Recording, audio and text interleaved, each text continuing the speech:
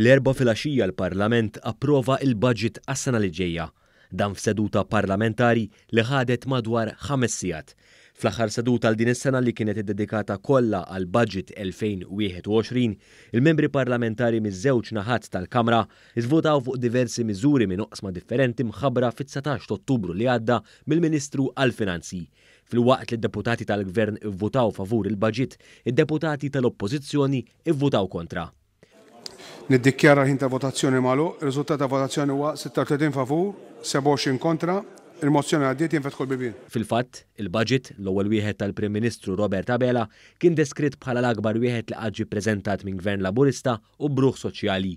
L-imsieħba soċjali kollha kienu faħru dan il-budget li tħabbar f'kuntest ta' pandemija. Fost il-miżuri ewlenin li fih il-budget tas-sena d-dieħla jinkludi żieda oħra fil-pensjonijiet, żieda fiċ-Children's Allowance u tkomplija tal-investiment qawwi fl-infrastruttura ta' pajjiżna.